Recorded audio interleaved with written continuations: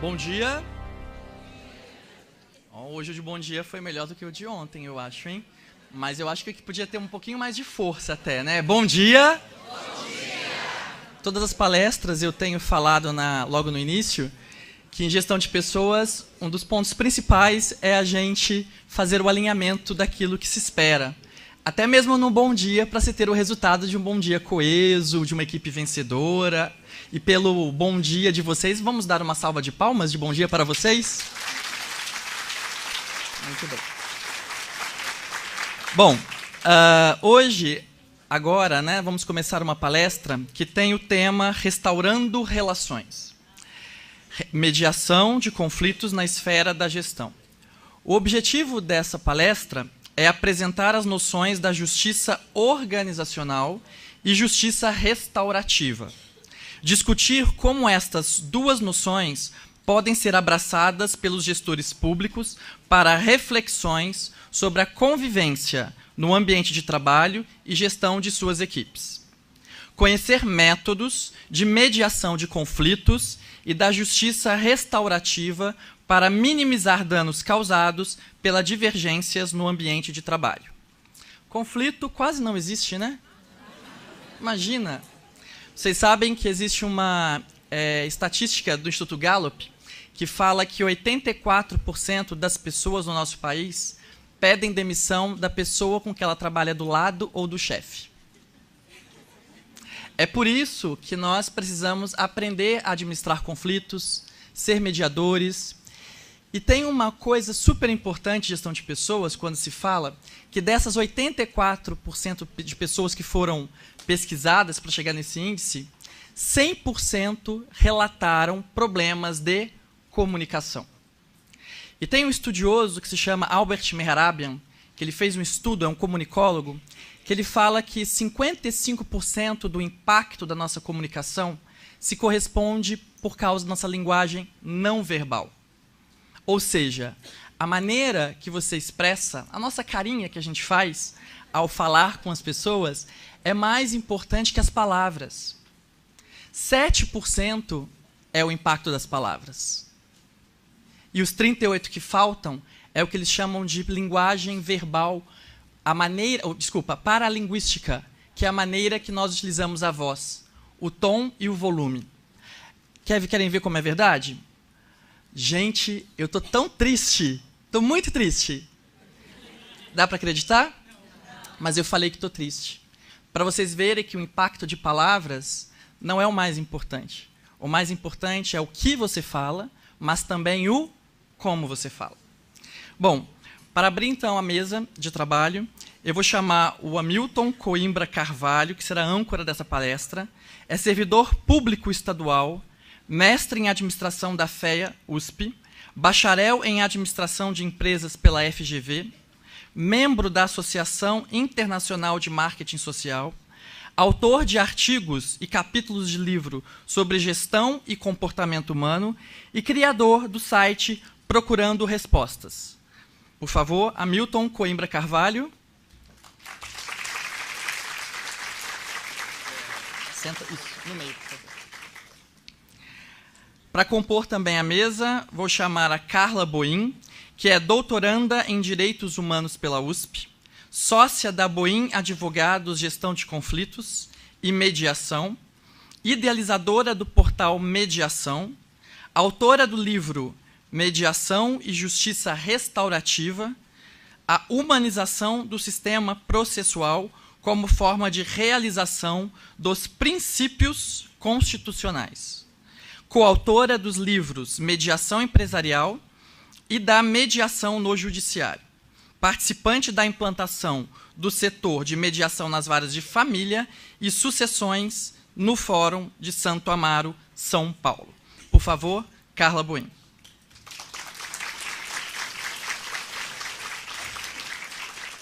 Só para alinharmos, é importante que todos os celulares estejam desligados.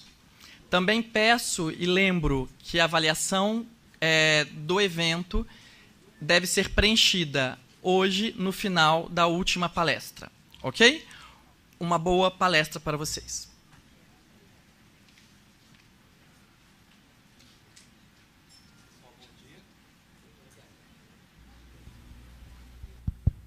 Pessoal, bom dia. Quem aqui é chefe? Nossa, bastante gente. É. E muita gente, acho que o tema é bem palpitante, né? Porque a gente vê isso no nosso dia a dia, no trabalho, na família, em casa. Eu fico muito feliz de estar aqui. Já sou servidor estadual já há quase 15 anos. Minha mãe foi professora do estado, né? Hoje aposentada a vida toda. Então, assim, eu venho com o maior prazer quando me convidam, porque vivi muito da ausência de justiça, né? No tratamento com o servidor, indiretamente por meio dela. Então, esse é um tema que também me interessa bastante. Tem ligação com a área que eu trabalho na Secretaria da Fazenda, na área tributária, de fiscalização, que é uma área de potencial conflito, né, com pagadores de impostos, com contribuintes. Tenho tentado equilibrar minha vida um pouco na área acadêmica, estou me encaminhando para o doutorado, tenho filho. A gente lida com mais demandas do que a gente consegue lidar. E isso tem muita relação com essa questão do conflito, o conflito no ambiente de trabalho, o conflito na família, o conflito na sociedade, porque quando você tem mais demandas do que você tem capacidade de lidar, inevitavelmente você vai ter que fazer escolhas. O chefe, às vezes, ele tem um excesso de trabalho, ele precisa lidar com as cobranças que são feitas e ele acaba muitas vezes repassando para os mais ocupados, ou acaba passando para aqueles que ele confia mais. Então, isso é justo? Quer dizer, do ponto de vista de quem está sempre recebendo mais trabalho e olha para o lado e vê que aquele outro colega já não está sendo tão demandado. Ou, por exemplo, aquele caso em que, na hora de tomar uma decisão, o chefe um dia está de bom humor e toma uma decisão para um lado, na semana seguinte muda aquela decisão como se não tivesse falado nada. Então, essas questões de justiça no ambiente de trabalho, elas estão sempre permeando o relacionamento entre chefe e subordinado, entre colegas de trabalho, entre os colegas e a organização. E é isso que a gente vai tentar dar uma luz hoje, principalmente para quem é chefe, precisa resolver isso, precisa lidar com isso no dia a dia. Porque muitos de nós aprendemos a gerenciar ou na prática, no dia a dia, ou quem tem uma formação acadêmica não tem preparo para lidar com esse tipo de questão. Chefe sempre, ainda mais no setor público, né, sempre se imaginou que bom chefe é aquele que sabe mandar, que sabe dar ordem. Nunca se atentou muito para outras questões da natureza humana, outras necessidades humanas que as pessoas têm, que estão relacionadas com um desempenho melhor. Quem aqui quando era criança, por exemplo, não foi socializado na base do castigo, né? Quem não apanhou quando era criança aqui? Hoje, da mesma forma como hoje se sabe que esse tipo de tratamento de educação de criança, ele na média, ele leva a resultados não tão bons, da mesma forma se sabe que você tratar funcionário na base do chicote e da cenoura não é a melhor abordagem para você extrair o melhor das pessoas. Agora, uma coisa interessante desse congresso e dessa sala em especial, desse tema, e está muito claro no programa, é tirar o foco das pessoas, é colocar o foco nos processos organizacionais, colocar o foco nos incentivos que existem nas organizações. Não é um problema de pessoas, necessariamente. Basicamente é um problema de gestão de conflitos. Às vezes o chefe mesmo ele é amarrado, ele não consegue. No serviço público a gente tem esse problema, não pode mandar a pessoa. É muito difícil você conseguir mandar, por exemplo, uma pessoa embora que não está desempenhando adequadamente. Então, às vezes ele tem as mãos amarradas para conseguir gerenciar adequadamente sua equipe, ele não consegue premiar adequadamente. Quer dizer, as questões vão muito além dessa questão de premiação e punição. Enfim, eu vou passar os slides e vou apresentar para vocês alguns conceitos importantes. Eu espero que os chefes saiam daqui com algumas ideias interessantes. Quando a gente fala em justiça, a gente fala em uma série de dimensões. Justiça no relacionamento humano. Onde tem pessoas, onde tem grupo de pessoas, você vai ter potencial para conflito. Então, justiça no relacionamento com as pessoas envolve o respeito. Quer dizer, uma cena dessa, por exemplo, uma pessoa gritando com a outra, seja no ambiente de trabalho ou no ambiente fora do trabalho, você está violando um sentimento de justiça. Quem aqui nunca também já não presenciou ou aconteceu com a pessoa, da pessoa se dedicar a algum projeto, a algum trabalho, esperando no mínimo algumas palavras de reconhecimento e depois no final nem isso receber, né? Quer dizer, a pessoa se dedicou, ela gastou energia, gastou tempo, acreditou naquele trabalho e na hora de receber pelo menos um reconhecimento do chefe, do superior ou do colega, ela recebe alguma coisa assim, né?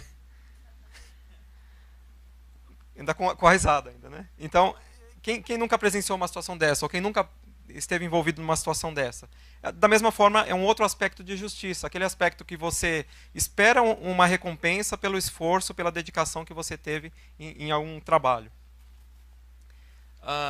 Onde existem pessoas, onde existem grupos sociais, existe potencial para conflito. Isso precisa ficar bem claro. Porque necessariamente você vai ter pessoas que pensam diferente, que têm opiniões diferentes, que têm visão diferente sobre o mundo. E não só isso. Quem está, por exemplo, no topo de uma organização, no topo da organização, a visão dessa pessoa necessariamente é diferente de quem está embaixo. A pessoa está olhando mais, ou deveria estar olhando mais a floresta, e a pessoa lá embaixo da organização está olhando as árvores. Essas visões são necessariamente diferentes. Então, é um erro muito comum, né, o que se chama de maldição do conhecimento, que se estuda, inclusive, de grandes executivos, é justamente imaginar que aquela visão que ele tem lá de cima é compartilhada por todo mundo que está na organização. E geralmente não é. É um déficit muito grande de comunicação, como disse o Wesley aqui no começo. Quando você tem recursos escassos, e aqui a gente está falando desde decisão sobre férias, por exemplo, coisas mais do dia a dia mesmo, às vezes todo mundo quer tirar férias nos meses de férias escolares. Às vezes o chefe tem um computador melhor ou tem um recurso para distribuir para algumas poucas pessoas. Onde tem recurso escasso, você tem potencial para conflito também. As mudanças do macroambiente, né? Você tem a mudança de gerações, que traz pessoas com novos valores, com novas visões de mundo, e também com potencial para gerar conflito. E o que se chama de paradoxos organizacionais. O que é isso? Toda organização, reconhecendo ou não, ela precisa lidar com algumas forças contraditórias. Ela tem que fazer as coisas andarem, ela tem que fazer o arroz com feijão sair, e ao mesmo tempo ela é cobrada por inovação. Ela é cobrada para que produza coisas novas, para que inove. Ela tem também que lidar com as tarefas que se espera, os objetivos de longo prazo, e com o incêndio do dia a dia, com aquela urgência que chegou, que precisa ser feito para ontem. Quando você tem, e por aí vai, uma série de paradoxos que existem nas organizações, quer dizer, forças contrárias que geram tensão e demandam decisão para que lado aquele grupo de trabalho precisa ir. Onde você tem paradoxo, você tem potencial para conflito também. Aqui a ideia aqui é só um modelo de cultura das organizações, mas é uma coisa muito interessante que vale a pena trazer para vocês, que é o seguinte. A cultura brasileira faz muito, isso é muito marcante, né? A questão de evitar conflitos. Na cultura brasileira, as pessoas têm dificuldade de dizer não e de explicitar os seus pontos de vista, as suas opiniões divergentes. Isso comparando, por exemplo, com a cultura americana, a diferença é muito grande. Na cultura americana, os conflitos são mais abertos. Aqui as coisas são mais... a gente tem essa dificuldade de se contrapor, e principalmente se contrapor de uma forma produtiva, sem levar aquela questão para o lado emocional. Quais são o que se conhece na literatura de comportamento organizacional, os principais tipos de conflito que se verificam no ambiente de trabalho? Conflito sobre processo, é aquele conflito sobre que horas vai ser a reunião, quem que vai fazer tal trabalho, quem é responsável por tal projeto, a que horas que temos que estar aqui amanhã para resolver tal coisa. Esse é um potencial de conflito, quer dizer, o conflito que necessariamente vai ter pessoas que vão ter opiniões diferentes e que isso pode escalar para um conflito. Conflitos de relacionamento, muito comuns também. As pessoas têm visões de mundo diferentes, têm opinião diferente. As pessoas têm personalidade diferente. E isso num grupo de trabalho vai acontecer. Conforme o tamanho do grupo aumente, você vai ter a tendência de... faz parte da natureza do ser humano, é o que se conhece como homofilia. Você se aproximar de pessoas com que você se identifica mais. Pessoas da sua idade, pessoas com a mesma visão que você tem. Isso vai ter, necessariamente vai ter grupos de amigos no trabalho, um grupinho aqui, outro ali, uma panela aqui, outra ali, e você pode ter, por conta disso, um conflito de relacionamento. Então, às vezes, uma decisão sobre um processo de trabalho, que um amigo seu falou alguma coisa e a outra pessoa que não é seu amigo falou contra, você vai tender a se alinhar com aquele seu amigo e defender aquele ponto de vista. Isso pode virar um conflito também. Um conflito também pode se dar em torno do que se chama de status, né? Não no sentido negativo da palavra, mas naquela tendência humana de procurar uma posição social melhor no grupo. Todo mundo quer ser respeitado, todo mundo quer ter uma reputação boa no grupo de trabalho.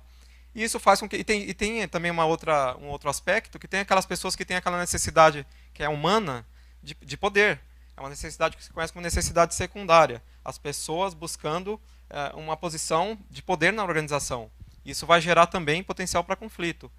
E o que essa pesquisadora Linda Greer ela enfatiza é que, frequentemente, os dois primeiros tipos de conflito sobre processo e relacionamento, na verdade, eles são apenas superficialmente um conflito como esse, de processo ou relacionamento. Na verdade, muitas vezes eles estão escondendo um conflito de status, por respeito, por posição, por poder. E mesmo o conflito de processo, ele às vezes esconde o conflito de relacionamento.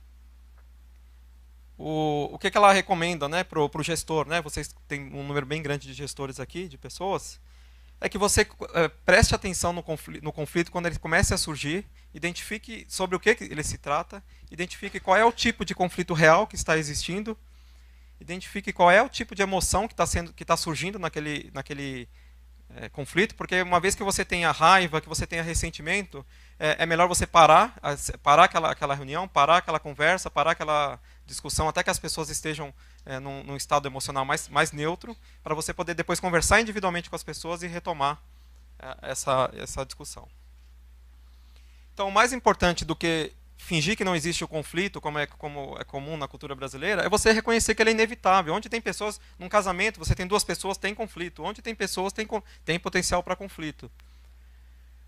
E você implementar mecanismos para gerar consequências positivas disso. Isso é fundamental. É por isso que a justiça organizacional é importante, porque ela permite que você canalize isso para uma coisa positiva.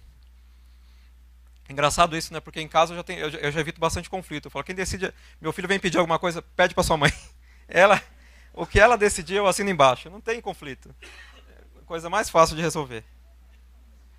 E o que se sabe também, que a justiça ela é uma necessidade, ela nasce com a gente. O ser humano está o tempo todo julgando as outras pessoas e julgando os grupos sociais a que ele pertence por uma lente de justiça. Se estou sendo tratado de uma forma justa ou não, com respeito, se eu tenho voz naquele grupo, se o meu esforço é reconhecido. Então, essa lente da justiça, ela permeia qualquer avaliação que a gente faz do nosso dia a dia. E o chefe, em especial, ele é julgado o tempo todo por essa lente. É uma coisa que a gente precisa prestar atenção. Ele é julgado não só por justiça, ele é julgado por coerência, né, entre palavras e ações, mas ele é julgado o tempo todo pela ótica da justiça. A gente, quando toma contato com esses conceitos, a gente olha para trás e fala, nossa, realmente, ao longo da minha vida profissional, eu vi isso acontecer várias vezes, mas eu nunca prestei atenção nisso, porque esse conceito não fazia parte do meu modelo mental de gestão. E enquanto ele não faz parte do seu modelo mental de gestão, você está olhando para aquela realidade e não está enxergando aquilo, ou não está enxergando da forma completa. Aqui também não vou entrar muito, mas é só para mostrar, qualquer relacionamento humano, ele envolve a questão da justiça como antecedente da confiança, né? Confiança é fundamental na economia, nos grupos sociais, num casamento. Ele envolve a satisfação com esse relacionamento e ele tem uma série de efeitos comportamentais. Qualquer relacionamento. Então, por exemplo, basicamente o efeito de lealdade, o comprometimento afetivo com aquele grupo, com aquele relacionamento, a intenção de continuidade, as emoções positivas que você tem em relação àquele grupo. Pode ser, por exemplo, um relacionamento, eu gosto de dar bastante exemplos fora da questão do trabalho, entre torcedor e time de futebol, por exemplo. Ele envolve a intenção de cooperar naquele relacionamento, a resistência à persuasão, quer dizer, pessoas que vão falar contra aquele relacionamento, essa pessoa está vacinada contra isso, e envolve a reputação também. Mas todo relacionamento, independente de qual contexto, ele envolve justiça, confiança e satisfação. A justiça ela é pré-requisito fundamental da confiança. Esse é um livro de um professor de Harvard de 2012, e é especialista em liderança, e ele fala isso de uma forma muito clara. A justiça organizacional ela é chave para o engajamento, para a motivação do seu grupo de trabalho. É um livro que ele escreveu pensando em grandes executivos. E por que só saiu agora em 2012, né, que foi lançado esse livro dele, e esse conceito começou a ter um pouco mais de abrangência por outros autores, por outras aplicações também. Esse conceito de justiça organizacional ele foi cunhado em 1987 por um pesquisador chamado Gerald Greenberg, que é o grande nome dessa área. E, na verdade, ele estudou a justiça do ponto de vista filosófico, do ponto de vista da gestão, e conseguiu criar um corpo teórico bem interessante. E é até curioso, porque recentemente ele até escreveu um artigo, vou mostrar no final a frase dele, porque você vê muito pouca aplicação disso na prática. E você vê muito pouca solução gerencial para isso. Quer dizer, como é que, tudo bem, é interessante você dar ouvido para a demanda de justiça dos seus funcionários ou do público com que você lida. Mas como é que a gente põe isso na prática? E por que a gente não ouve falar muito disso? A gente vai chegar lá. O que você tem também de amostra de alguns estudos na área neurológica que manipulam a questão da justiça para ver como é que o cérebro reage a isso? É interessante isso, porque você consegue, né, com esses estudos, ver que áreas do cérebro estão ativadas e essas áreas você sabe que estão associadas com determinadas respostas, né? Então, por exemplo, o tratamento justo, quando você recebe um tratamento justo daquele grupo que você está, do seu chefe, você ativa áreas conhecidas como recompensa no cérebro. É mais ou menos como se você estivesse recebendo um dinheiro por aquilo, ou estivesse recebendo um prêmio. São as mesmas áreas ativadas no cérebro. O tratamento injusto, por outro lado, ele ativa a área do cérebro que está mais associada com as emoções negativas. E é até interessante, porque também tem estudo mostrando que quando você consegue se vingar, você também ativa uma área de prazer no cérebro. Por isso que a vingança é doce, né? E dá essa sensação. E também a punição, assim, a punição que você tem, quando você consegue, também estudaram, quando você consegue punir uma pessoa que está trapaceando, da mesma forma você consegue ativar áreas de prazer no cérebro. Tudo isso para mostrar que isso é uma tendência do ser humano que nasce com a gente, que a gente está sempre monitorando, né, o nosso ambiente social em relação a isso, e que a gente vai buscar a correção da injustiça ou vai buscar a satisfação de um tratamento justo.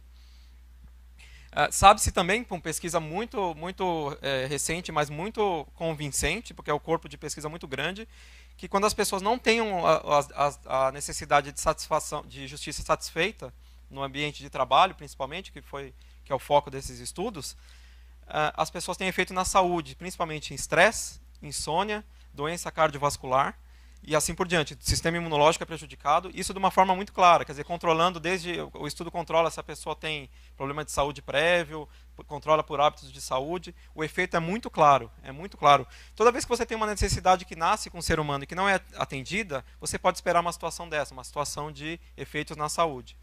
No trabalho, o que se sabe também é que as pessoas que não têm a necessidade de justiça satisfeita, que elas não se motivam, elas não se comprometem, quando elas podem, elas saem das empresas. Você tem situação de sabotagem nas empresas, quando não é atendida. E quando é atendida, você pode esperar das pessoas, também de forma comprovada, que as pessoas vão ter o que se chama de cidadania organizacional. O que é isso? É aquela disposição de dar um algo a mais pela equipe ou pela organização. É aquele funcionário com que você pode contar, que você vê aquele brilho nos olhos para ajudar, está disposto a ajudar. Isso é bem reconhecido também. Então, como é que a gente classifica, como é que se estuda, né, a justiça organizacional? Ela se classifica basicamente, a conceituação clássica dela são 3 aspectos. Justiça de procedimentos, justiça procedimental, justiça distributiva e justiça interacional. Tem um aspecto importante também, que eu vou só citar de passagem, que é a justiça retributiva, que é a justiça relacionada com punições. Então, o que é a justiça procedimental? Eu diria que esse é o aspecto mais negligenciado no ambiente de trabalho e também em outros contextos. É você dar voz às pessoas nos processos de decisão. A pessoa sentir que ela tem, o que ela fala é ouvido, é levado em consideração naquele processo. Existe um processo para captar a percepção dela sobre as decisões que são tomadas. Ela sente que o processo é justo, quer dizer, que ela pode ser ouvida. As decisões que são tomadas, elas são explicadas de uma forma muito clara, muito didática, são baseadas em princípios, né, princípios e critérios. Qual é o critério para decisão sobre férias no nosso ambiente de trabalho, por exemplo? Qual é o critério para participação em cursos? Então, isso é muito claro. As pessoas têm a expectativa muito clara. Quando tem distribuição de trabalho, as pessoas sabem quem é responsável pelo quê, quais são os indicadores daquele trabalho que precisam ser acompanhados. Da mesma forma, as expectativas estão no lugar. As pessoas sabem o que se espera delas. Essa acho que é uma das principais falhas no ambiente de trabalho que a gente vê. Muitas vezes a gente não conhece as regras do jogo, a gente não conhece pelo que o nosso trabalho está sendo julgado. E isso, às vezes, você acaba ficando a um capricho de um chefe, ou uma mudança de humor do chefe, que hoje você é julgado de um jeito, amanhã de outro. Você não tem uma clareza de expectativas em relação a isso. Você tem aspectos importantes da justiça fundamental, mais ou menos como se fossem alguns mandamentos, que é o seguinte: o processo importa mais do que o resultado. Quer dizer, você ter a oportunidade de dar a sua opinião e ter voz naquele processo de decisão, isso como satisfaz uma necessidade humana básica, a evidência mostra que isso é mais importante do que, mesmo quando o resultado é negativo, não é aquilo que você está esperando. É fundamental você ter o processo para ouvir as pessoas. Quer dizer, se é um chefe, se é no ambiente de trabalho, você tem que ter uma reunião de feedback, reunião de conversa mesmo, de comunicação. Se é uma organização, você tem que ter processo estruturado para ouvir as pessoas. Para as pessoas darem a opinião delas sobre os diversos aspectos que influenciam o cotidiano delas. A decisão, isso também é importante, ela precisa ser baseada em critérios objetivos e informações. E tem que ter o espaço para que, caso haja uma mudança naquele cenário que foi considerado, que a decisão seja revista. Caso contrário, vira uma decisão baseada em dogma, né? Não em critério ou informações. É preciso haver o quê? Consistência de princípios. Justamente essa ideia de não depender de mudanças de humor. O princípio que se segue aqui para tomar essa decisão é esse. A gente vai procurar sempre ser o mais justo possível seguindo esse princípio. É preciso levar em conta os riscos e preocupações envolvidas naquelas decisões. Então, por exemplo, se você tomar uma decisão que vai abraçar determinado projeto, você tem que levar em conta que a premissa que foi levada em conta, se mudar daqui a um mês, a gente vai reavaliar isso. Então, não é uma coisa marcada na pedra. E, principalmente, não é o processo que segue a justiça procedimental. Ela não é uma decisão por consenso, ela não é uma decisão por meio termo, que você vai buscar o meio termo entre todo mundo. É uma decisão que você tem o critério claro, você tem o princípio claro, você dá voz para as pessoas, você vai avaliar os argumentos que são apresentados de uma forma neutra, e a decisão vai ser levada em conta com base no argumento que seja melhor ou no critério que seja melhor. Mas não é uma decisão por consenso, que é um erro que se comete também nessa área. Olha que interessante, uma pesquisa que saiu recentemente no Centro de Estudos de Negociação em Harvard mostrou, também com pesquisa empírica, que mesmo quando as pessoas negociavam algum assunto e tinham uma decisão negativa, elas saíam satisfeitas se os requisitos de justiça procedimental tivessem sido atendidos. Então, era mais importante o processo do que o resultado em si. Um outro artigo que saiu na revista de Harvard no ano passado, também muito interessante, mostrando que os empregados se comprometem com as decisões quando eles percebem que o processo de decisão foi justo. E no artigo fala bem isso, né? Um processo justo responde a uma necessidade humana básica. Então a gente falou de procedimento, processo de decisão. O outro aspecto é a justiça distributiva, que é justamente essa questão do esforço versus a recompensa. Aqueles que se dedicam mais são mais recompensados, ou aqueles que se dedicam mais acabam sendo punidos com mais trabalho, com mais responsabilidade, como a gente vê com frequência no setor público, né? Isso envolve desde a questão de reconhecimento, de pagamento, promoções, equipamentos, enfim, recursos em geral. Isso é muito comum, né? A gente ter essa questão do quem se dedica mais acaba sendo punido. Às vezes é uma questão de mero reconhecimento. Às vezes o reconhecimento já é uma recompensa em si. E não é necessariamente igualdade, porque a igualdade você nivela todo mundo por baixo. Você atender o aspecto de justiça distributiva, você está reconhecendo a contribuição de cada um na medida da contribuição. E o outro aspecto são os três pilares clássicos, né, da justiça organizacional, é a justiça de interação com as pessoas. E ela se desdobra em dois aspectos: a questão do respeito, da cortesia com que você trata as pessoas, né, que é também uma lente que as pessoas estão te julgando, e também a questão da informação, a distribuição justa, adequada e equânime de informações. Não é aquela coisa que só os amigos do chefe têm informação e o resto do grupo não. É uma informação, as pessoas precisam ter informação sobre os aspectos do trabalho dela que vão impactar a vida dela. Então, isso também costuma, por conta desse fenômeno da maldição do conhecimento, das pessoas acharem que as outras pessoas compartilham o mesmo conhecimento que ela tem, você acaba não comunicando de uma forma adequada. Tanto que o autor daquele livro que eu mostrei para vocês, ele fala para os líderes, uma das coisas fundamentais é você fazer o quê? O que ele chama de over-communication, é comunicar em excesso, porque você, quando está comunicando em excesso, você consegue driblar essa tendência nossa de achar que as pessoas estão vendo a realidade da mesma forma, essa maldição do conhecimento. E quanto é demais, né? O Greenberg tem um artigo recente que ele fala, né, na questão do procedimento, da questão de distribuição de recursos e na questão do respeito das informações. Existe um ponto ótimo, quer dizer, quanto mais justiça procedimental melhor, quanto mais justiça distributiva melhor. E o que ele fala é o seguinte: voz demais acaba prejudicando. Então, assim, existe um ponto ótimo de voz de um processo para capture a voz das pessoas. Da mesma forma, existe um ponto ótimo de você distribuir os recursos de acordo com o esforço de cada um. Agora, a questão do respeito e da informação, teoricamente não existe nenhum obstáculo. Quer dizer, quanto mais, melhor. Quanto mais respeito, mais polidez no tratamento das pessoas. É também aquela coisa de você não impor opiniões, você tratar as pessoas sem fazer aquele bullying, sem fazer aquela pressão moral. Então, isso quanto menos você evitar isso, quanto mais você atender esses requisitos, melhor. E por fim, só para citar, né, no setor público a gente tem essa questão às vezes de punição, justamente a avaliação quando você fala em justiça retributiva, a avaliação de se as sanções são percebidas como adequadas. Às vezes você tem até no ambiente de trabalho uma sanção informal, né, mas precisa ser percebida como adequada para não violar o senso de justiça. E nos outros relacionamentos, né, casamento, a mesma coisa.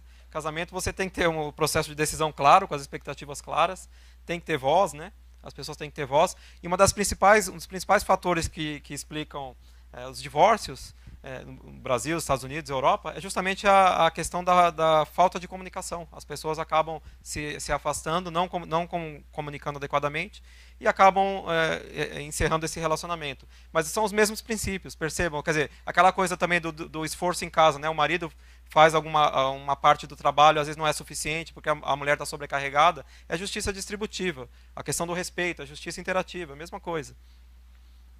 E o Greenberg escreveu um artigo há 5 anos atrás que ele fala isso daí. Todo mundo fala sobre justiça organizacional, mas ninguém faz nada sobre isso. Por quê? Um dos principais obstáculos que ele fala é que realmente os principais gestores, além de não terem sido educados nesse aspecto, eles acham, assim, nós temos a tendência de nos acharmos justos, né? Então os gestores já se acham justos o suficiente. Então eles não prestam atenção nesses aspectos. O ser humano tem a tendência a ter uma autoimagem positiva. Então a gente se imagina como uma pessoa correta, justa, moral. Então esse é um obstáculo muito grande. É justamente mostrar para os gestores que existem esses aspectos que precisam ser tratados se ele quer ter um desempenho de alto nível na equipe, né? Então é isso. Eu vou passar agora para a doutora Carla Boim, que vai falar sobre uma coisa muito interessante que também tem acho que tem muita aplicação pela minha experiência no serviço público, que é a questão da justiça restaurativa. E depois a gente vai abrir para as perguntas. Eu peço que vocês, quando forem fazer as perguntas, coloquem um e-mail, porque caso não dê tempo da gente responder, depois a gente responde por escrito. Mas já podem escrever. Acho que ele liga lá em cima. Aqui. Alô, tá ligado. Bom dia a todos, é um prazer enorme estar aqui com vocês e para mim uma satisfação, né, perceber o interesse de tanta gente pelo tema e o trabalho que eu venho já desenvolvendo já há algum tempo, acho que mais ou menos uns 15 anos, nessa área de mediação e justiça restaurativa. E realmente muito interessante poder pensar nesses princípios para a gestão de pessoas no trabalho do dia a dia, né? Porque os conflitos, eu costumo dizer, os conflitos nós temos os conflitos internos, né? Somos vários atores. Quantas vezes no momento de tomada de decisão temos inúmeras vozes que vamos ouvindo e aí vamos tendo que fazer uma mediação com a gente mesmo para poder saber qual é a melhor escolha a ser feita naquele momento. Então o conflito é natural e é positivo. Porque a partir do conflito é que me faz rever posições, que me faz poder mudar alguma posição rígida, que é isso que a gente vai falar um pouco, né, da questão das posições rígidas e que tanto que atrapalha, né, numa relação com a gente mesmo ou com o outro, a gente manter posições e querer ter razão e querer saber sempre falar em cima da verdade, né? Aí eu começo até que para falar sobre... Espera lá, deixa eu chegar aqui. Isso. Que esse texto, né, quando eu me deparei com esse texto do Fernando Pessoa, A Dupla Existência da Verdade, não está ainda? Vocês podem me ajudar?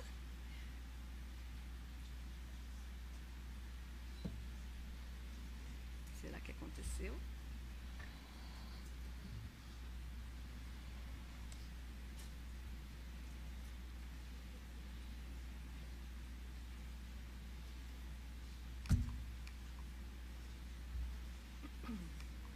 Nós tínhamos testado e estava tudo certo. Agora... Apareceu. Pronto. Muito obrigada, viu? Ótimo. Assim fica melhor para... Perfeito. E aí, quando me deparei com esse texto, eu realmente, né, falei, bom, isso faz a gente pensar de uma forma diferente. Eu convido a gente a analisar, né, a dupla existência da verdade. Encontrei hoje em ruas, separadamente, 2 amigos meus que se haviam zangado. Cada um me contou a narrativa de por que se haviam zangado. Cada um me disse a verdade. Cada um me contou as suas razões. Ambos tinham razão.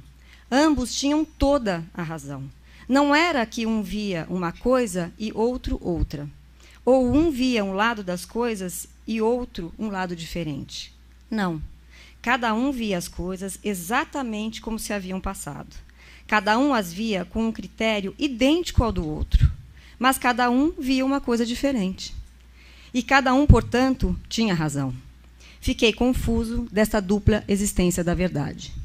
Então, a partir deste ponto, essa noção, quando a gente fala de justiça, é um conceito que é vago, né? O que é justo para mim pode muito bem não ser justo para o outro.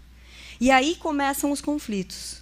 Porque se eu assumo que a minha posição é mais justa que a do outro, aí já está instaurado o conflito. E se a gente fica nessa posição, sem olharmos o interesse, a necessidade que está por trás dessa posição, a gente não avança na nossa conversa. Né?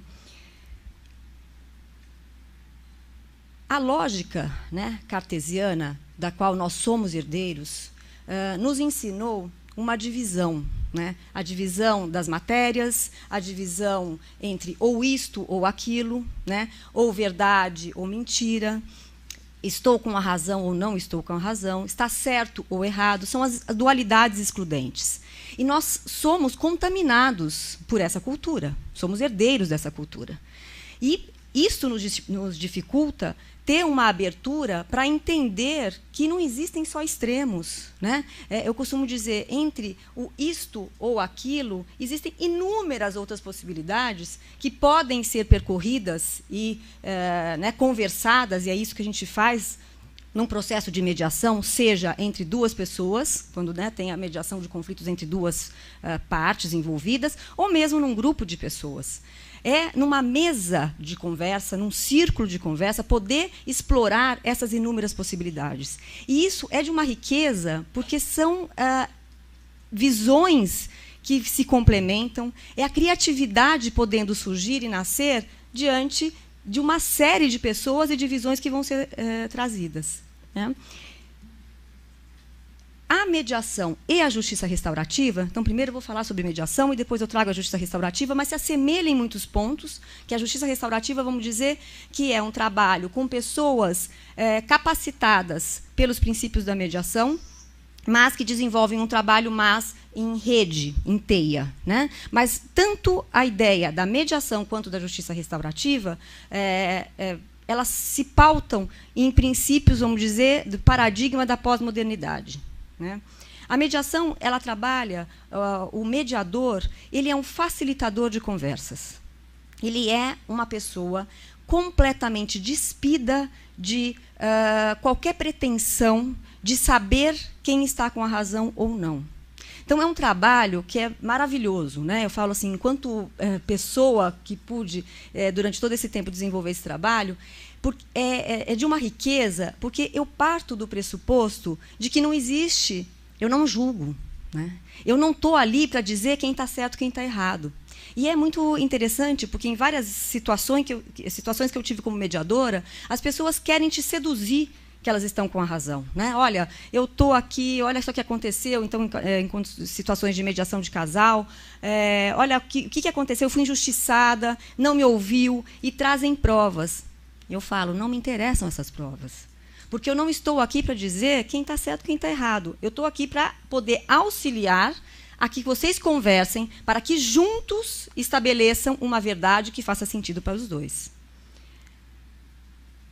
A Marina Soares é uma mediadora argentina e ela traz um conceito de mediação que eu acho muito interessante, que fala, em seu significado literal, é uma técnica para a condução das disputas.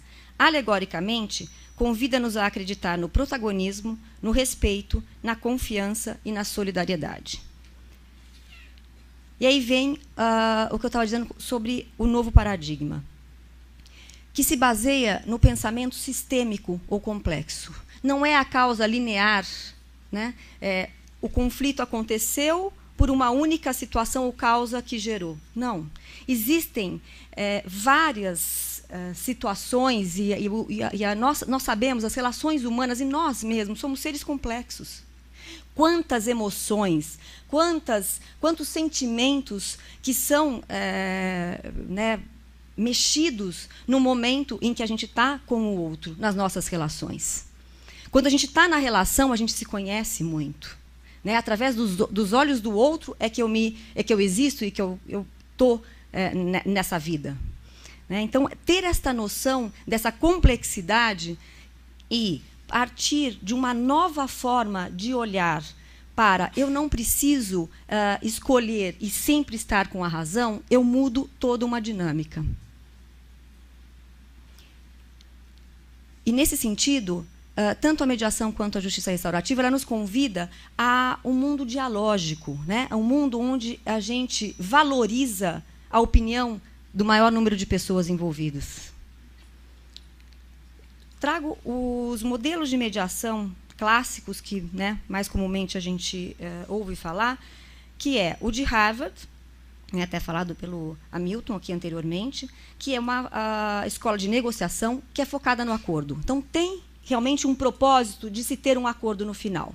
E, com isso, se tem os pontos que são trabalhados, separar as pessoas do problema, poder identificar quais os interesses que estão por trás daquela posição, explorar a melhor alternativa possível daquele acordo que vai ser estabelecido.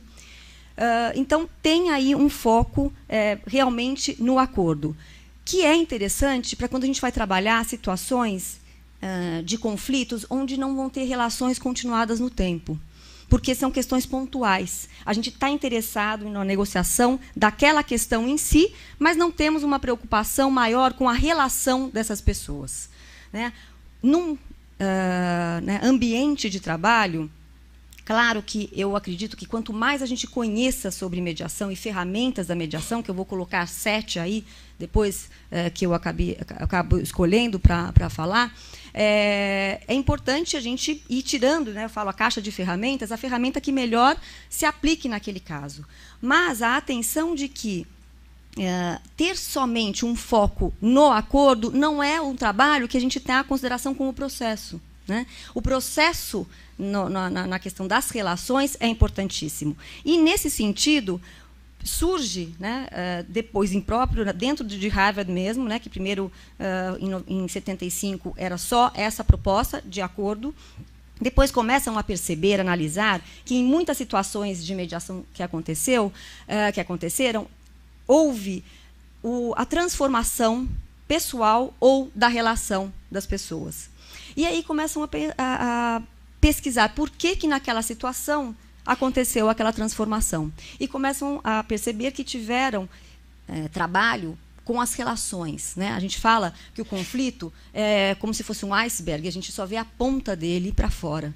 E o que está embaixo são os sentimentos e as emoções que não são trabalhadas.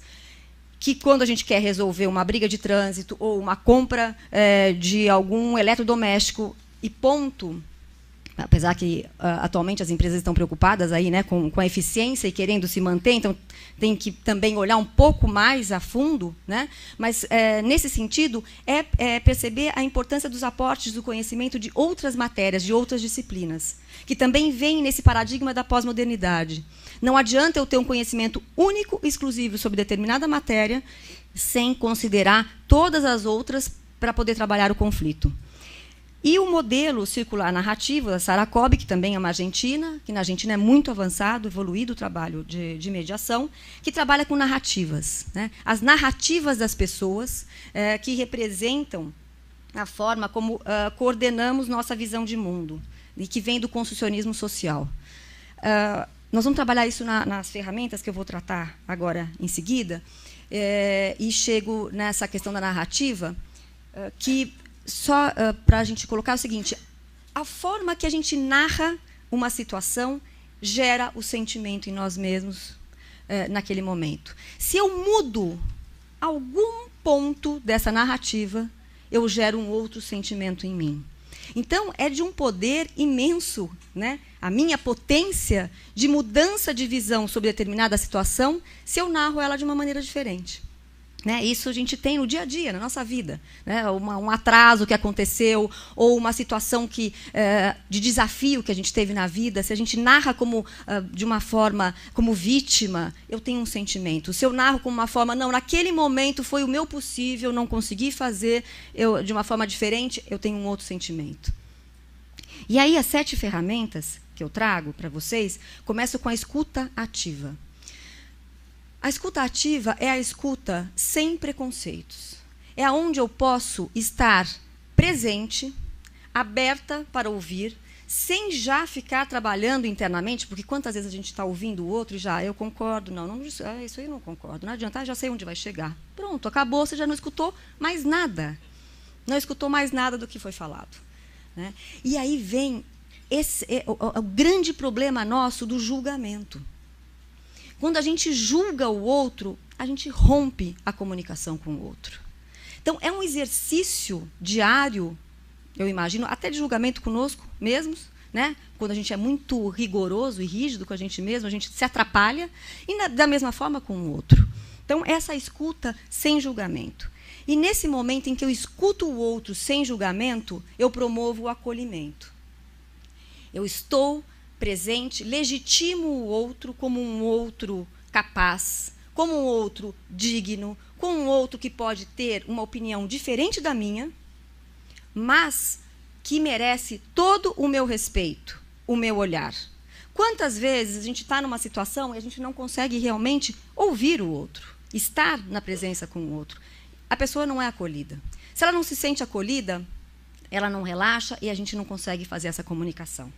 Né? Não temos a valorização do ponto de vista do outro. A empatia. A empatia é gerada nesse exercício de conseguir me colocar no lugar do outro. Né? O famoso vestir o sapato do outro é conseguir entender, por mais que eu não concorde com aquela forma de pensar, por mais que o meu justo é diferente do justo do outro, a minha verdade seja diferente da verdade do outro, poder entender qual a necessidade, porque sempre tem uma necessidade que baseia os comportamentos humanos.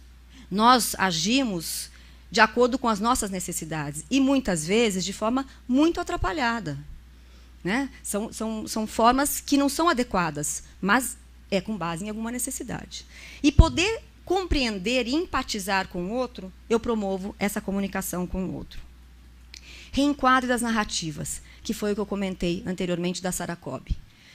O mediador, ou um líder, no trabalho em equipe, ele pode auxiliar aquela construção, né, conjunta de um trabalho, de um projeto, reenquadrando narrativas que surgem, que são contraditórias muitas vezes. Mas, olha, veja bem, será que, se a gente olhasse por tal maneira, poderíamos, né, você está querendo dizer isso, e tentando, valorizando, colocando, a gente já vem aí, ressignificando, conotando positivamente a opinião de todos, valorizando a opinião de todos, incluindo todos nessa conversa, e checando a cada momento o que foi falado. Porque quantas vezes a gente fica em discussões, bom, mas eu não falei isso. E o outro fala, não, mas você falou sim. Você falou sim. Eu me lembro que lá no passado, né, eu falava, gente, eu devia ter gravado, devia ter colocado um gravador para poder mostrar para a pessoa. Não adianta, são os nossos filtros. Né? É o filtro de quem ouve e é o filtro de quem fala. Quem ouve, ouve a partir das experiências vivenciadas por ele durante toda a vida. E quem fala, fala a partir das suas experiências. Então, essa checagem de vamos alinhar o que está sendo falado, deixa eu ver se eu entendi do que você está querendo dizer. para mim, me pareceu que você falou isso, isso, aquilo. Foi exatamente isso? Não, não foi isso. Eu não quis dizer isso. Ah, bom, então, por favor, repita, porque eu não consegui entender. E aí, essa coisa de incansável, de ir checando e limpando a comunicação de todos esses ruídos que vão acontecendo. E perguntas que abrem perspectivas, né? Essa coisa das perguntas. É tão importante perguntar. Está com uma dúvida? Pergunta. E uma pergunta que possibilite também uma abertura, não é uma pergunta sim ou não. Né? Olha, você gostou ou não gostou? Que são perguntas fechadas. A gente trabalha com perguntas abertas, né, que abram perspectivas de olhar e de reflexão sobre aquela questão. E tem um processo, né, assim, que eu desenhei dessa forma, que eu faço com mediação entre duas pessoas, ou mesmo em trabalho em equipes. Né? De um primeiro contato para desenvolver um trabalho. Essa pré-mediação é um trabalho que é um trabalho de você estabelecer a confiança entre as pessoas. Né? O que é tão importante num trabalho em equipe. Se as pessoas não confiam uma nas outras, não conseguimos evoluir. Se a gente tem o olhar de que, já estou sabendo, está fazendo isso porque quer me prejudicar lá na frente, já estou sabendo que essa atitude eu tenho que me defender, já estou com o pé atrás. E aí eu acabo atrapalhando todo o trabalho. Então, gerar a confiança é nesse processo de pré-mediação. Depois, a narrativa das histórias, que são as narrativas que eu comentei, né, de a gente poder trabalhar. Construção de agenda, a questão de ter um trabalho de construção. Vamos, então, conversar. Quanto tempo nós temos para essa conversa? Já estabeleceu o tempo anteriormente. Vamos construir uma agenda para essa conversa? Quais são os assuntos que nos interessam? E quantas vezes a gente senta, acaba desviando o assunto, acaba vindo outras coisas, e o que era para ser decidido, não foi conversado. Então, ter uma construção dessa agenda do que vai ser conversado. E criação de opções. Que aí esse espaço de criatividade, de possibilidades. E o que a gente vai trabalhando é microacordos. Isso é de uma potência, porque a gente faz microacordos a cada momento. Numa reunião, vamos, então, chegar nesse ponto. Vamos ter que acordo nós vamos estabelecer nessa reunião para conversarmos daqui 10 dias na próxima reunião. Então, nesse tempo, o que a gente pode acordar? E esses microacordos vão acontecendo a todo momento, até para ter a construção de um acordo final. Linguagem mediadora, né, que eu trabalho, desenvolvi né, vamos dizer, uma capacitação. Eu não gosto da palavra capacitação, que parece que, né, a pessoa não é capaz e se torna capaz, não é isso, mas uma sensibilização, talvez, né, seja melhor, uma sensibilização para como vamos nos relacionar de uma outra maneira, com uma linguagem onde eu consigo conversar com o outro, respeitando o outro, falando dos meus sentimentos, que a gente vai chegar a isso na restaurativa, e na mediação também, falar a partir dos sentimentos. Se eu falo a partir dos meus sentimentos, eu sou ouvido pelo outro. Se eu falo a partir de um julgamento, olha, você sempre faz isso, você age desta maneira. A pessoa já se fechou, ela já está reagindo. Ela vai se defender? Não, eu não faço isso. Você já fechou a comunicação. Agora, se eu falo a partir, olha, eu me sinto preocupada, aflita, que parece que nós não estamos desenvolvendo bem essa questão, como é que você vê, como é que você consegue enxergar e contribuir para que a gente faça de uma forma diferente? Né? Eu vejo, assim, por exemplo, no meu trabalho, no escritório, a gente tem relatórios semanais que eu preciso mandar para incorporadoras, que eu faço um trabalho de recuperação de crédito com as ferramentas da mediação, e chega no final da semana, o trabalho é imenso, e eu fico aflita, né, às vezes, então, assim, nossa, não estão fazendo isso e tal. Aí eu pego e paro, não. Vamos lá. Olha, eu estou me sentindo preocupada e aflita, que nós talvez não tenhamos tempo. O que você pode... Você está se preocupando? Né, a questão da autonomia que eu passo para o outro. Né? É um trabalho de empoderamento do outro, de protagonismo. Eu dou a possibilidade para o outro ser protagonista da história dele. E eu também me torno protagonista da minha história.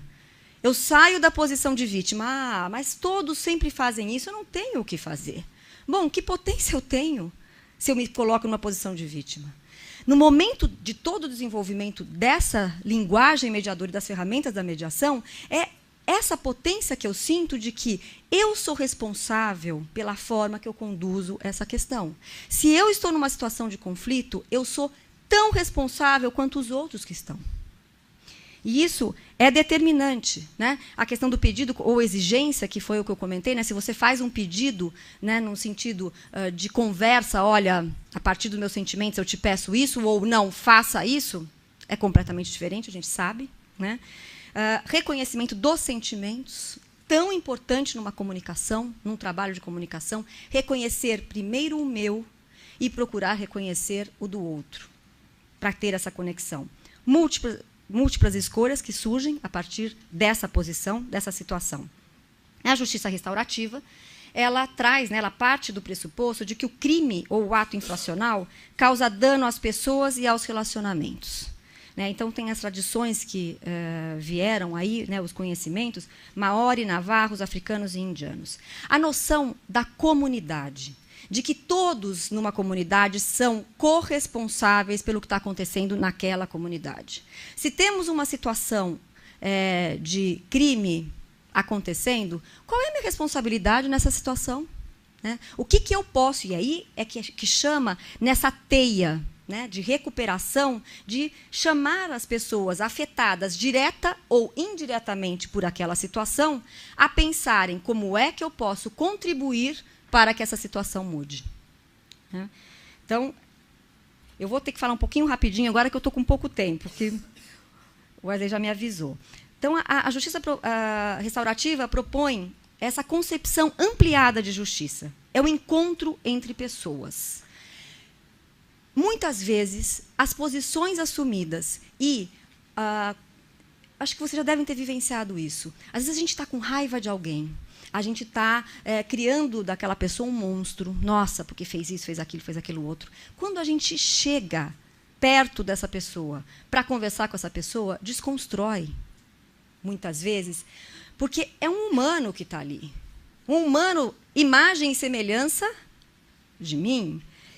E a questão da conexão, se eu estou conectada comigo mesmo, eu consigo me conectar com o outro na sua humanidade.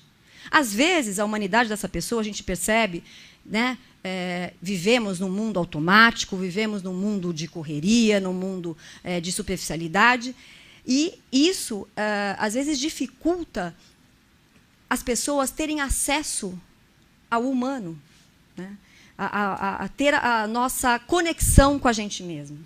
Mas é esse o ponto que chama a justiça restaurativa. Encontro comigo mesmo e encontro com o outro.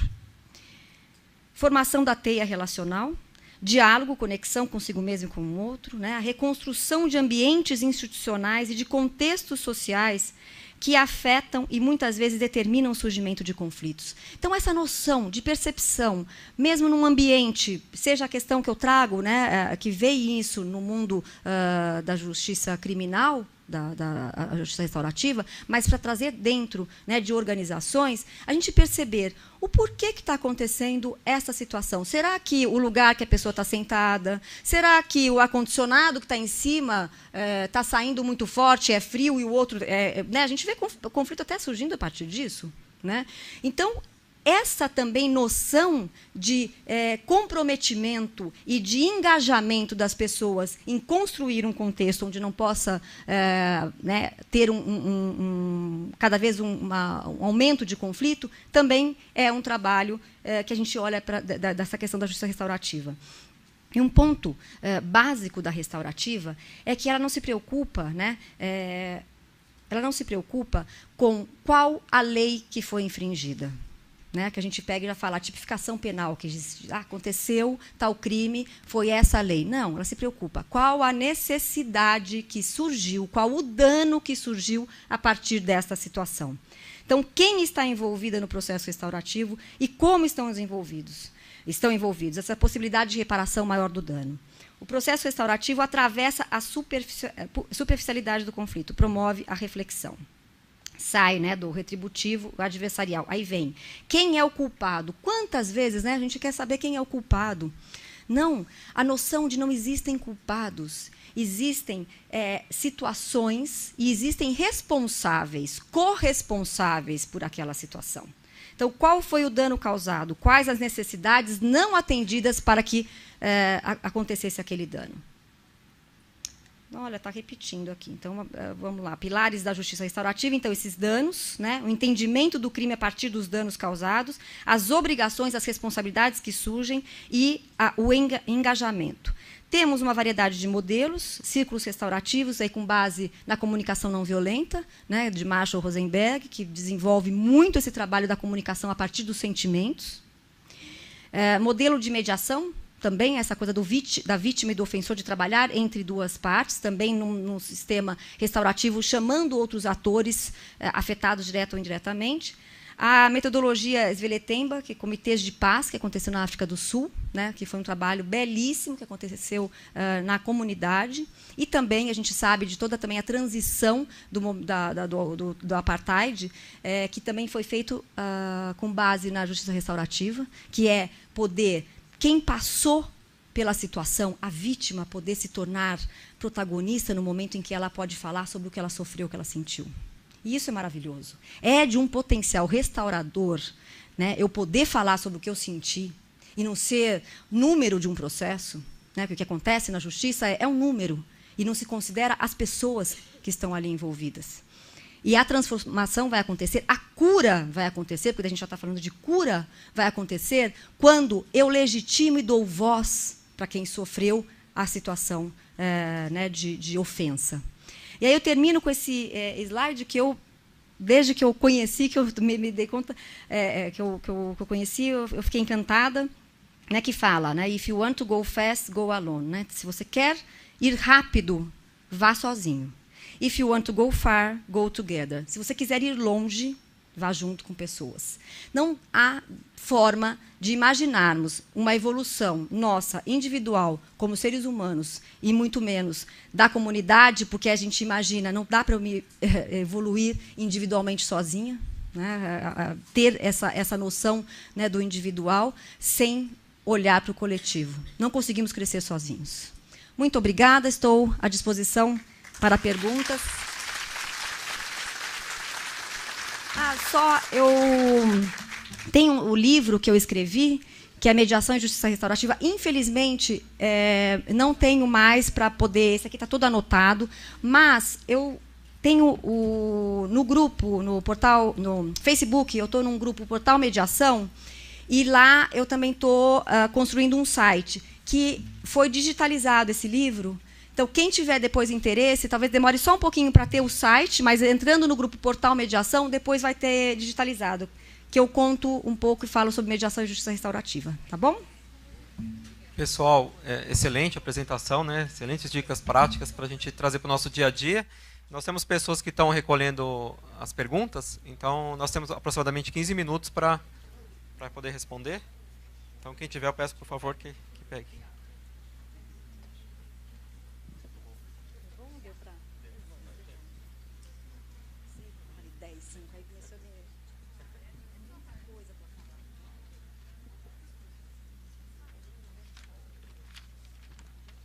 Primeira pergunta, doutora Carla. As ferramentas de mediação, para serem aplicadas, precisam ser aceitas, ou melhor, trabalhadas, antes de serem colocadas em prática. Qual a sua opinião ou como poderiam ser aplicadas? Só um minuto, por favor, que eu não consegui entender. Nós tivemos uma sugestão aqui de talvez fazer perguntas já diretamente. Eu não sei se na organização isso atrapalha ou não, mas não, né, propondo essa conversa e construção, né, de formas aqui de a gente construir nosso bate-papo. Eu não sei, podemos fazer dessa maneira? Tá, vamos essa daqui. De qualquer maneira, depois, as que não forem respondidas, a gente, né, por escrito, com e-mail, que daí vai ser interessante. As ferramentas da mediação, para serem aplicadas, precisam ser aceitas ou, melhor, trabalhadas antes de serem colocadas em prática. Qual a sua opinião ou como poderiam ser aplicadas? Sim. É a questão da sensibilização. É a Tânia, né, que fez. Tânia, ótimo. Tânia, assim, é a questão da sensibilização, né, de como a gente pode. É um treino de como trabalhar sobre uma outra ótica, né? Pois não. Porque, assim, tudo que você colocou eu achei super importante. Mas eu fiquei pensando na administração disso tudo, na execução de um trabalho. Porque são conteúdos muito profundos. E acho que, assim, antes de mais nada, acho que tem um lance de aceitação. E como é que você faz para chegar a isso e mudar uma cultura organizacional, na verdade, né? Porque acho que é isso que tem que fazer. Sem dúvida. Não é um trabalho de uma hora para outra, né? Realmente não é. Mas é um começo de uma conversa, com workshops, com conversas sobre esse tema, com reflexões, com exercícios para falarmos a partir. Nós não fomos treinados. Desde pequenos, não fala sobre o seu sentimento. Não é? Os homens, coitados, né, não podem chorar, homem não chora. Então, nós fomos treinados para não falarmos dos nossos sentimentos, para a gente disfarçar o que está sentindo. Então, é realmente uma desconstrução de um comportamento para partir de uma outra forma, que é a história da modernidade e da pós-modernidade, que eu passei rapidamente, que a gente não tinha, mas a gente é herdeiro de uma cultura, de uma forma de agir. Mas, eu acredito, o fato de eu estar aqui, já estamos mudando, né? Porque se eu fui convidada para participar desse congresso, é porque tem muita gente pensando dessa maneira. Então, nós temos, sim, a possibilidade de fazer. Fácil não é, mas é possível. É possível a longo prazo.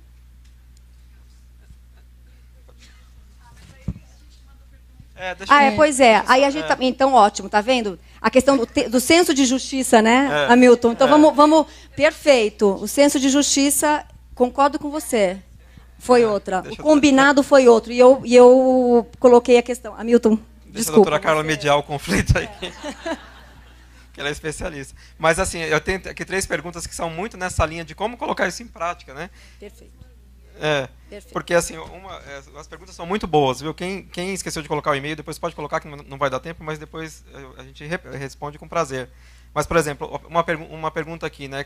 Gostaria que o senhor falasse um pouco mais sobre consenso, pois percebe-se na administração pública um paradigma de consenso, mesmo quando ele não é a melhor decisão. Então, como gerenciar essa questão, levando em conta questões hierárquicas eventualmente envolvidas? Pergunta da Sandra. Quer dizer, tudo bem, tudo isso é bonito, esses conceitos são interessantes, eles têm potencial, mas como é que a gente faz se na nossa organização a cultura inibe isso? Quer dizer, a cultura é de consenso. Ou então, aqui, como a pergunta da Rita, quem sente a injustiça organizacional é um funcionário. Os chefes se sentem como sendo os melhores, os mais justos. Muitos conflitos de relacionamento no trabalho se iniciam na figura do fofoqueiro de plantão, no qual muitas vezes o chefe se apoia para saber de tudo o que acontece. Então, como despertar nesse chefe a necessidade de justiça? Como fazê-lo enxergar os conflitos? E, por fim, do Marcelo, sugira um tratamento para o colaborador eficiente que ameniza a percepção dele. Burro bom, carga nele. Quer dizer, justamente essa questão da carga. Então, percebam que a gente trazer a ferramenta ou a técnica ou o conceito não é suficiente para causar mudança. Como fazer isso? Né? Como fazer para fazer essa, na verdade, é uma mudança cultural nas organizações. Como é que a gente faz para conseguir lidar com isso? Eu respondo por dois aspectos essa questão. O primeiro, que existe uma tendência natural do ser humano mesmo a manter o status quo, a resistir à mudança obstinadamente. Existem evidências mostrando, por exemplo, que tratamento de remédio que diminui a chance de infarto, o remédio, por meio da resistência dos médicos em adotar um medicamento novo, ele leva 10 a 15 anos para chegar em metade do público que seria beneficiado por aquilo. Quer dizer, uma coisa que vai salvar vidas, às vezes demora 10, 15 anos para chegar onde precisa chegar. E quanto mais a gente vai falar isso de um aspecto de gestão, que é uma coisa mais soft, né? Mais soft do nosso dia a dia. Essa é uma questão, é a resistência natural que as pessoas têm e as culturas organizacionais têm com a mudança. Então, é difícil, não é fácil. Não basta apenas o chefe ter contato com o conceito, né? Ele tem que estar disposto e a organização tem que ter uma predisposição para querer mudar os seus processos, os seus procedimentos e para conseguir avançar nessas coisas. E o segundo aspecto que eu destaco na resposta, que é uma questão prática, né? Como é que vocês que são chefes podem trazer isso para o seu dia a dia? Acho que o primeiro passo, né? O primeiro passo concreto, qual é o primeiro passo concreto dessas duas apresentações? No caso da justiça organizacional, eu sugiro que a primeira coisa é que vocês foquem na questão do procedimento e mapeiem quais são as decisões críticas do seu grupo de trabalho, quais são as decisões com potencial para gerar sentimento de injustiça, distribuição de trabalho, opção por férias, curso, promoção, distribuição de recursos, reuniões de feedback, que é a questão da informação. Então, a primeira coisa é mapear esses processos, essas decisões. E depois você discutir com os seus colaboradores, dependendo do nível de ambiente que você tenha na equipe, de forma aberta ou de forma anônima, os critérios para essas decisões. Porque é uma forma prática de você lidar com essas questões. A tendência, se você conseguir fazer isso de uma forma que é simples até, é você ter um resultado melhor e isso chamar a atenção da organização. Mas não se engane, eu não quero enganar ninguém. Mudança cultural, mudança de cultura organizacional, em especial no setor público, é difícil, não é fácil. A gente dá murro em faca, às vezes por anos, para conseguir, às vezes, alguma coisa. Mas tem que dar o primeiro passo. O primeiro passo, acho que é mais ou menos realmente identificar o que dá para fazer. O que dá para fazer na minha equipe de trabalho. Eu vou passar para a doutora Carla. Tinha uma pergunta aqui também, é o seguinte. A verdade não impõe uma escolha. É uma pergunta. A verdade não impõe uma escolha clara? É possível ser verdadeiro mesmo estando em cima do muro? Então, nossa, essa pergunta é uma pergunta que a gente precisa conversar sobre, né? Difícil de responder, né? Porque essa coisa da verdade, essa questão da verdade é muito complexa, né? Então, falar a verdade, estar em cima do muro, de repente estar em cima do muro, dizendo eu quero estar em cima do muro, é uma verdade. Pode ser, por que não, né? Ou então depende, aí vem, né? Como mediadora, o que será que está realmente checar o entendimento de quem fez essa pergunta. Qual é a intenção? Né? O que estava... quem que foi aqui? Espera aí, que eu não estou conseguindo enxergar. Ah lá. Por favor, me ajude. Seguinte, você, quando fica no famoso em cima do muro, não impõe assim uma certa ambiguidade? Está dizendo com relação a uma escolha a ser feita. Não escolhe e fica... Justo. Tá. Quando acontece isso com você, né? Alguém que age dessa maneira com você, como você faz? Você fala com essa pessoa de que forma? Olha, eu, particularmente, pessoalmente, faço escolhas. Tá? Eu, particularmente, não gosto de atitudes de muro. Esta ou aquela, a verdade tem que ser dita. Uhum. Ok? Eu vejo assim. Você pode tentar falar a partir do seu sentimento? Sim. Como que você falaria isso? Essa questão de eu, particularmente, gosto de falar a verdade, falar como é que você se sente para essa pessoa. Eu falando a verdade? Você falar como se você estivesse falando com a pessoa que está em cima do muro junto com você. Sim. Como é que você falaria com ela que essa atitude que você está dizendo, chamando de estar em cima do muro, te incomoda, te gera um desconforto, eu fico insegura, eu não sei como agir. Poderia você traduzir esclarecer essa fala, isso, Sim. a partir dos seus sentimentos? Sim, esse tipo de sentimento eu já tive Aham. com um superior meu. Certo. E eu conversei com ele e expliquei a ele que aquilo me desagradava muito. Aham. E ele retornou a mim, né, dizendo que o conceito dele estava correto, na visão dele, claro, Uhum. e que eu era radical. Uhum. Então, a visão dele, quanto ao meu conceito, é de radicalidade. Entendi. Aí teve essa questão de posições, né? Sim. De um Escolhas. assumindo uma posição e outro assumindo outra posição. Isso. O que eu tentei fazer com você, num exercício de, se você falando a partir dos seus sentimentos, poderia gerar nele uma forma de percepção do que estava acontecendo a partir da atitude dele, e com isso ter uma tentativa de mudança de comportamento, não, claro, para você mudar o comportamento dele, mas ele se comprometer com essa questão e de como conversar com você. Porque é nesse sentido que a gente vai construindo. Né? É a partir do sentimento e dessa conversa. Porque a questão da verdade mesmo é muito relativa. Porque o que é verdade para você pode não ser verdade para ele. E se a gente parte desse pressuposto, do preconceito, de que a minha verdade é mais verdadeira do que a do outro, a gente já não consegue conversar. Então, não é fácil. Mas se eu consigo mudar em mim, porque eu só consigo mudar o que está em mim. Nós não conseguimos mudar o que está no outro. A gente só consegue mudar o que está na gente. Se eu consigo mudar o que está em mim, então a proposta que eu falo do protagonismo é conseguindo mudar algo em mim, o que eu posso gerar a partir dessa minha mudança na forma de agir.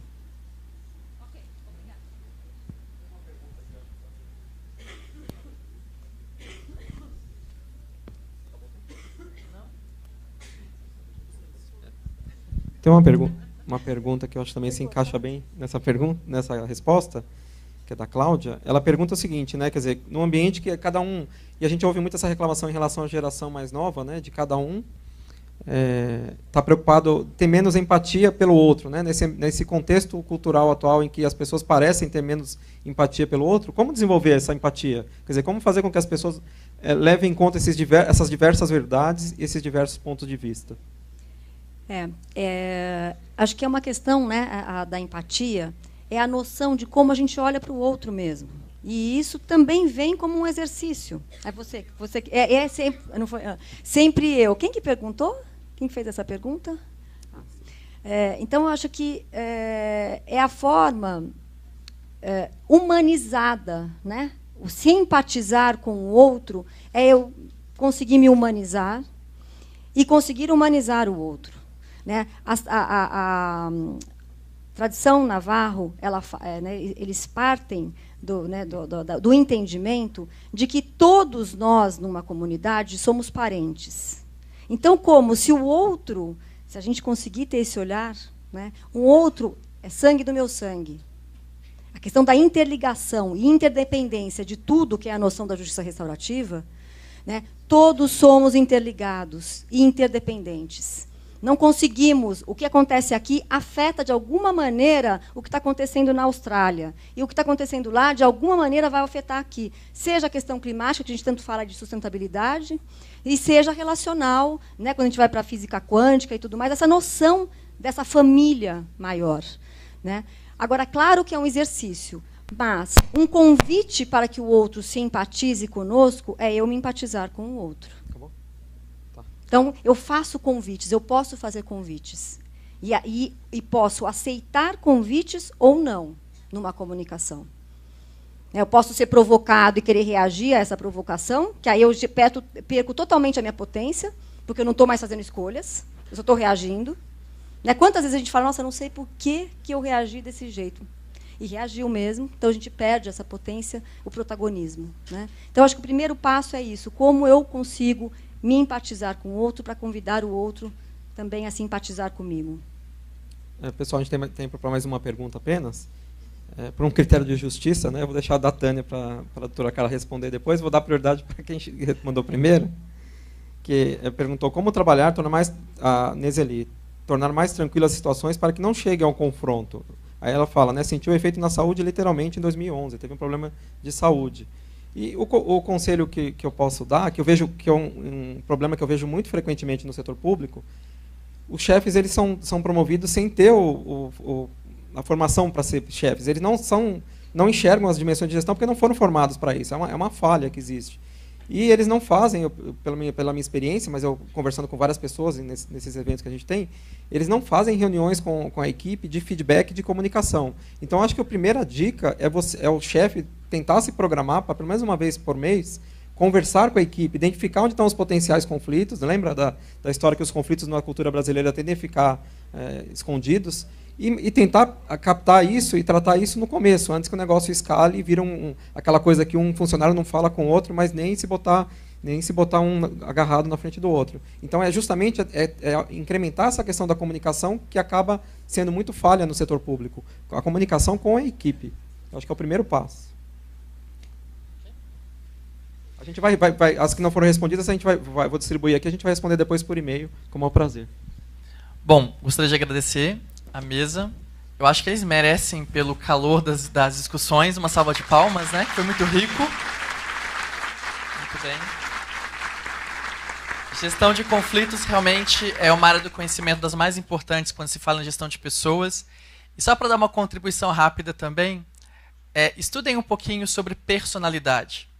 A construção da personalidade mostra por que as pessoas ficam em cima do muro, por que as pessoas fogem dos conflitos e por que algumas pessoas são confrontadoras. Quando a gente entende isso, a gente também passa a ter a empatia a possibilidade de colocar no lugar do outro para ter resposta sobre ela e gerenciá-las. A verdade nossa não é absoluta, nem a do outro. Por isso precisa da mediação. Obrigado. Teremos um coffee break agora, né? E depois, na sequência, as outras palestras. Até mais.